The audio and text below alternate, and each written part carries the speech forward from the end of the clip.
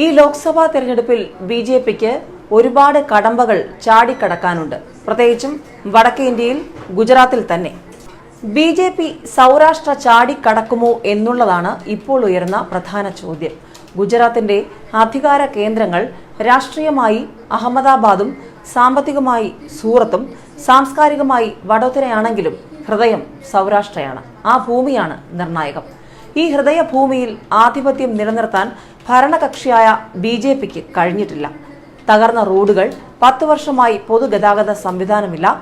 25 രൂപ മുടക്കിയാണ് ഗ്രാമീണർ ചക്കട എന്ന ബൈക്ക് റിക്ഷകളിൽ മൗവയിലെത്തുന്നത്, ഇപ്പോഴും യാത്ര ചെയ്യുന്നത്. കൃഷിയിടങ്ങൾ നിലനിർത്താനുള്ള വലിയ സമരങ്ങളിലാണ് ഇവിടുത്തെ കർഷകർ.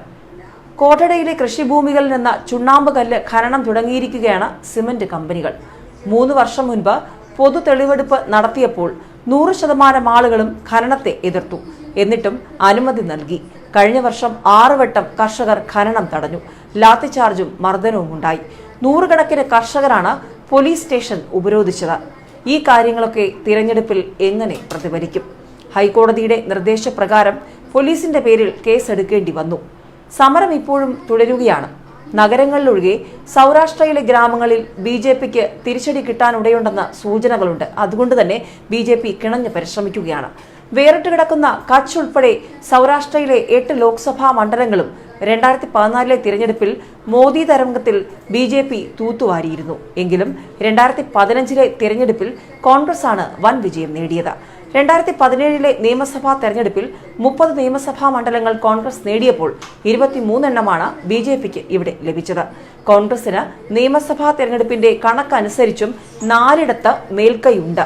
വരൾച്ച മൂലമുള്ള വിളനഷ്ടം കാരണം 2018 സെപ്റ്റംബർ മുതൽ 2019 ജനുവരി 25 വരെയുള്ള കാലയളവിൽ 23 കർഷകരാണ് ആത്മഹത്യ ചെയ്തത്. റാബി വിളകൾക്കുള്ള നർമ്മദാ ജലം ഇത്തവണ 30% കുറച്ചു. തിരഞ്ഞെടുപ്പ് അടുക്കുമ്പോൾ നഗരങ്ങളിലെ കുടിവെള്ളം മുട്ടാതിരിക്കാനുള്ള കരുതലിലാണ് സർക്കാർ എന്നത് പരസ്യമായ രഹസ്യമാണ്. കാര്യങ്ങൾ ഇങ്ങനെയൊക്കെയാണ്. പട്ടണങ്ങൾ ബിജെപിയുടെ വോട്ട് കോട്ടകളുമാണ്.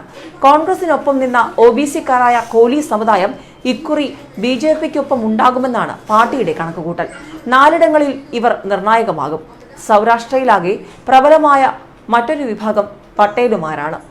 നിയമസഭാ തെരഞ്ഞെടുപ്പിൽ ബിജെപി വിരുദ്ധ തരംഗമുയർത്തിയ ഹാർദിക് പട്ടേൽ കോൺഗ്രസ് പിന്തുണയോടെ മത്സരിക്കുമോ എന്നതാണ് ഇപ്പോൾ ശ്രദ്ധേയമായിരിക്കുന്നത്. കോൺഗ്രസിലെ ഗ്രൂപ്പ് വഴക്കുകളിലാണ് ബിജെപിയുടെ കണ്ണ്.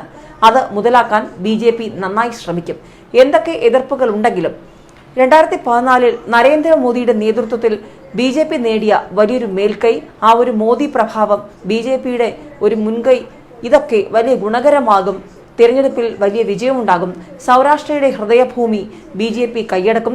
കോൺഗ്രസിനെ വെട്ടിനിരത്തും എന്നുള്ളതാണ് ഇപ്പോൾ ബിജെപി കേന്ദ്രങ്ങൾ നൽകുന്ന സൂചന.